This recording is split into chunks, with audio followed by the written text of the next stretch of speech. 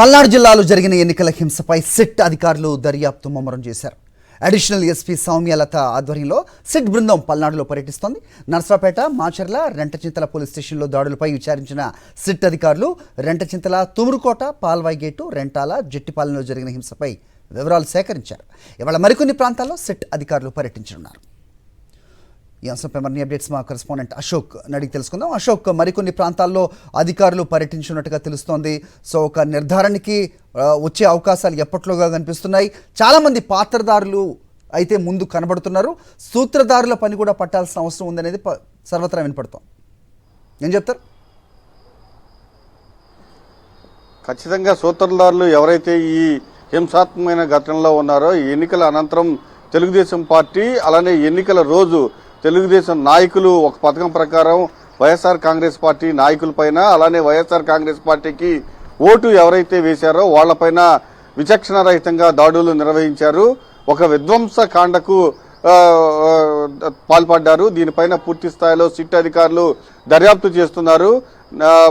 నర్సరావుపేటకు సంబంధించి 2 town police స్టేషన్కి వెళ్లారు. అక్కడ ఈ నర్సరావుపేటలో దాడులు ఏవైతే చేశారో దానికి సంబంధించి పూర్తి స్థాయిలో ఎఫ్ఐఆర్ ఎవరిపైన నమోదు చేశారు, అలానే ఎన్ని ఎఫ్ఐఆర్లు నమోదు చేశారు, ఏ సెక్షన్లు విధించారు, ఇప్పటి వరకు దర్యాప్తు ఎలా కొనసాగుతుంది అనేది పూర్తి స్థాయిలో సిట్ అధికారులు పరిశీలించారు. దాని తర్వాత నర్సరావుపేట రూరల్ మండలానికి సంబంధించి పమిడిపాడు, దొండపాడుకు సంబంధించి అక్కడ జరిగిన హింసాత్మకమైన ఘటనలో ఎవరెవరిపైన ఎఫ్ఐఆర్ నమోదు చేశారనేది పూర్తి స్థాయిలో పరిశీలించారు. అక్కడి నుంచి రాత్రి 8 గంటల సమయంలో రెంటచింతలకు చేరుకున్నారు సిట్ అధికారులు. అక్కడ రెంటాల అలానే తుమురుకోట తో పాటు మరికొన్ని గ్రామాలకు సంబంధించి హింసాత్మకమైన సంఘటనలు చోటు చేసుకున్నాయి.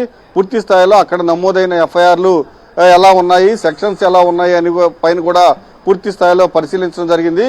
ఇప్పుడు అంటే రాత్రి దాదాపు 1:30 వరకు విచారించారు.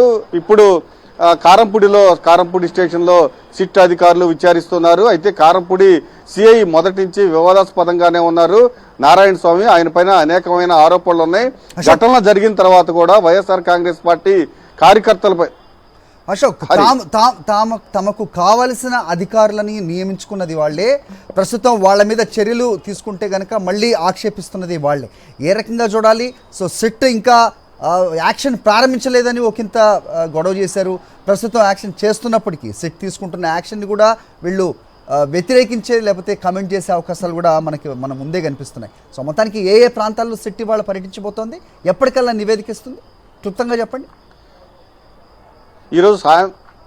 ఈరోజు ప్రధానంగా పల్నాడు జిల్లాకు సంబంధించి ఇప్పుడు కారంపూడిలో విచారణ జరుగుతుంది. తర్వాత సత్తెనపల్లి నియోజకవర్గం, సత్తెనపల్లిలో కొన్ని గ్రామాల్లో జరిగింది. అలానే గురజాల నియోజకవర్గంలో కొత్త గణేషన్ పాడుకు సంబంధించి మాచర్ల పోలీస్ స్టేషన్లో కూడా విచారణ జరిగే అవకాశం ఉంది.